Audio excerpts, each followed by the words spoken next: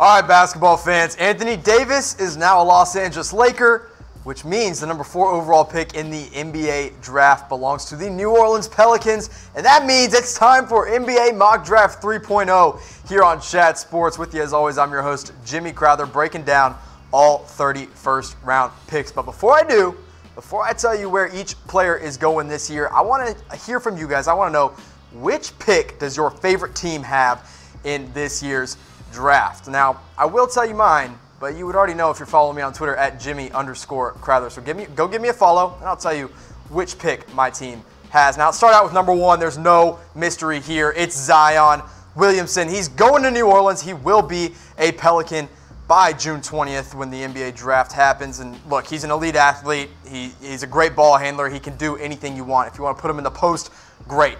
If you want him to go get you a bucket, great. He'll do it. Now, his jump shot got a little bit of work to do, but it's really not that bad, and he is an active defender. He's going to alter shots. He's going to play the passing lanes well over there in New Orleans. And now that the Lakers and the Pelicans have agreed on this trade, the Pelicans starting 5 is going to look a little different next season. So here's what I got. Lonzo Ball and Jrue Holiday in the same backcourt. Alvin Gentry is excited about them pairing together, and I think the NBA should be as well. And then you got the 2 Duke Blue Devils, Brandon Ingram and Zion Williamson, your starting forwards. And look, I know the center position's a little weak there with Jahlil Okafor starting right now, but I wouldn't expect him to be the starter on opening day of the NBA season. But that is a solid starting 5 to build around in New Orleans. Now on to number 2, Ja Morant is going to the Memphis Grizzlies. They have made it clear this is who they want. He is an elite athlete. He can get you a bucket in any way possible. A streaky shooter, but still a good shooter and a great finisher around the rim. The only downside to Ja Morant is his defensive ability, which of course is a strength of Memphis' current starting point guard, Mike Conley. But if Ja Morant's coming in, Mike Conley is on his way out. Now, Mike Conley was a great prospect coming out of Ohio State. In his freshman year, his 1 season at Ohio State, he averaged 11.3 points per game, 6 assists, 3 rebounds, and only 30% from 3. Not great numbers, but good prospect numbers. Of course, he has the defensive edge here, but Ja Morant's 2 seasons at Murray State, every single number eclipsed what Mike Conley did in college. 19 points per game, 8 assists, 6 rebounds, and 34% from beyond the 3-point arc. Of course, this is his freshman and sophomore year stats at Murray State. Expect Ja Morant to be the pick at number 2 for the Memphis Grizzlies. But now, on to number 3, the New York Knicks. They swung and they missed on Anthony Davis, but they should draft RJ Barrett here at number 3. He is the 3rd best player in this draft. He's got a good mid-range game. He knows when to step up in the clutch. Took a backseat to Zion Williamson just slightly, but still averaged the same amount of points at 22.6 points per game at Duke. RJ Barrett is going to do big things at the next level, and some may even argue that he should be the number 2 overall pick in this draft. Now on to number 4, it's the New Orleans Pelicans again. They have this pick, of course, from the Los Angeles Lakers, and really this deal, the deal that got Anthony Davis to LA could be because of this number 4 overall pick and them landing that in the lottery. DeAndre Hunter is who I have them going with here. A great shooter, which is what you don't get out of Zion Williamson. So all of a sudden you pick up this guy who's going to play a 3-and-D type role at the next level. And out of Virginia, I mean, he is an experienced prospect. But they only take this guy if they keep the pick. And that is a huge if, because the Pelicans might be looking to move it prior to or during the NBA draft. Teams are already beginning to show interest. The teams that are showing interest really want Darius Garland or Kobe White because they fear he could be gone right after the top 5, so they're looking to move up into number 4. And really the Pelicans may be wanting to add some later picks. Maybe they stack up on their draft picks, or maybe they even pick up some talent to play right away alongside Zion Williamson, Jrue Holiday, now Brandon Ingram, and Lonzo Ball in New Orleans. Now rounding out our top 5, it's Jarrett Culver of Texas Tech. Texas boy, I love this guy. Going to Cleveland at number 5. He can create his own shot. He's a good finisher. And look, he's an inconsistent shooter from 3, but his freshman year, he shot nearly 38%. Now, sophomore year took a dip, 30.4% at Texas Tech, but it's because he took on more responsibilities. So if he goes to Cleveland, he's got some NBA talent around him like Colin Sexton. They have a lot to build on there with the Cavaliers, and Jarrett Culver could be a huge step in the right direction. Now let's recap my top 5 before I move on to the rest of my mock draft. Number 1 is Zion Williamson, no debate there. Ja Morant going number 2 to the Memphis Grizzlies. The New York Knicks get their guy in RJ Barrett at 3. Pelicans for now taking DeAndre Hunter. We'll see if they keep that pick. And then Jarrett Culver going to the Cleveland Cavaliers again at number 5. Let's talk about that number 4 overall pick again. I want to know from you guys, should the Pelicans trade this pick or should they keep it? Because I'm not convinced that they should trade the pick. Why not take another young prospect to pair next to Zion Williamson? If you think they should trade it, I want you to type T in the comment section below. If you think they should keep it, type K in the comment section. Now let's go 6 through 10, NBA Mock Draft 3.0 here on Chat Sports. The 2 point guards, Coby White and Darius Garland, going back to back. Coby White out of North Carolina going number 6 to the Phoenix Suns. They like him more than Darius Garland. Believe that. Darius Garland at 7 going to the Chicago Bulls. They're looking to upgrade from Chris Dunn. And look, even though he was hurt his entire freshman year, Garland is a special, special player.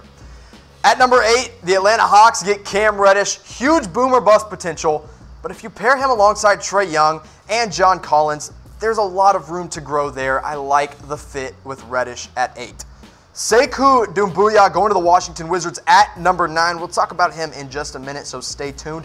And then rounding out this top 10, it's Jackson Hayes going to the Atlanta Hawks again. Of course, they have that pick from the Dallas Mavericks. And Jackson Hayes is another guy that can develop nicely and on the same timeline as Trae Young, Kevin Huerter, John Collins, and then now Cam Reddish and Jackson Hayes.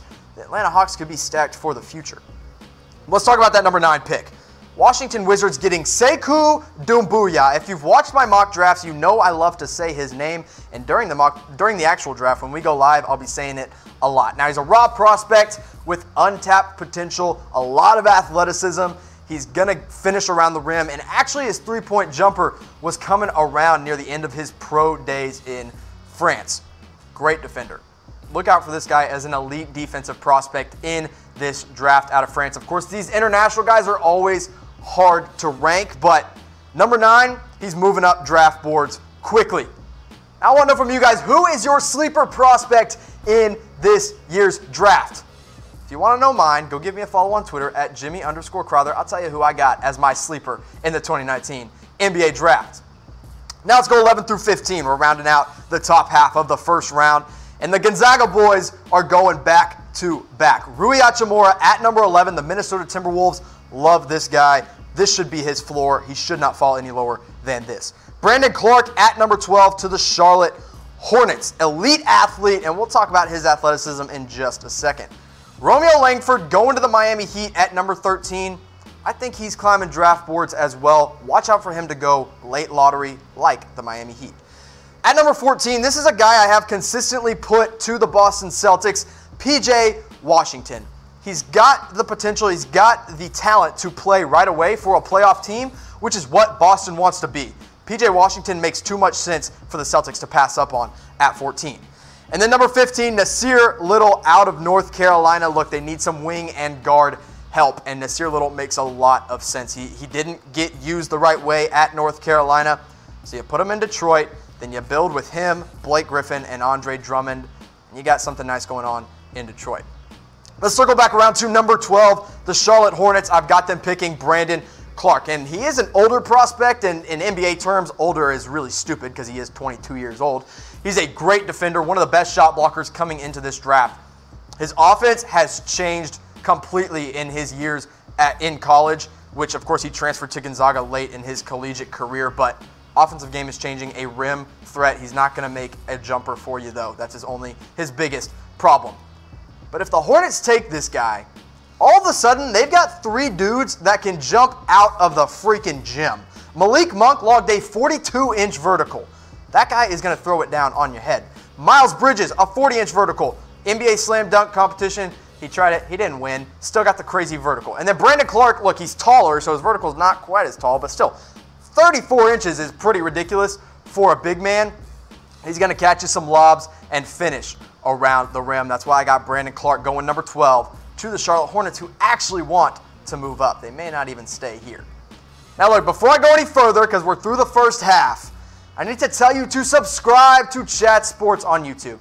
YouTube.com/ChatSportsTV. We get so many viewers. A lot of you guys are watching our videos, But we also know that not as many of you guys are subscribed. So go hit the big red button, subscribe right now. And now we'll move on 16 through 20 of my third mock draft. Number 16 to the Orlando Magic. They need some guard help, and that's what they're getting out of Nickeil Alexander Walker. Yeah, it's a mouthful. Out of Virginia Tech at 16. Number 17, there he is, Bol Bol. Going to the Atlanta Hawks. This, of course, is their third pick in the first round. They also have 3 picks in the second round. We'll talk about Bol Bol here in a minute. At number 18, look, he fell just a little bit for me from last week to this week. Kevin Porter Jr. going to the Indiana Pacers. He's an explosive athlete, but he still has some things to figure out both on the court and off the court. But the Pacers here could get a nice replacement for Tyreke Evans. Matisse Thybulle going number 19 to the San Antonio Spurs. The best, quote me on that, the best wing defender in this draft out of Washington. And then number 20, out of Georgia, no, not the university, the country, Goga Bitadze going to the Boston Celtics. Once again, they have another pick. Of course, they don't want to use all these picks, but Bitadze there makes a lot of sense. So let's talk about Bol Bol, one of the most polarizing players in this draft. The dude weighed in at Oregon at 234 pounds. He was 26 pounds lighter at the NBA Draft Combine at 208. He only played in 9 games. He hurt that foot while he was with Oregon. But in all honesty, at 17, the Hawks can afford to take a risk. They have 3 picks in this first round. Why not use one of them on a guy that may or may not pan out because of his health and because of his measurements? Let's talk about that. 7'3", I mean, absolutely ridiculous height. 7'7" wingspan, absolutely ridiculously long arms. 9'8" standing reach. He's basically touching the rim, just standing flat-footed.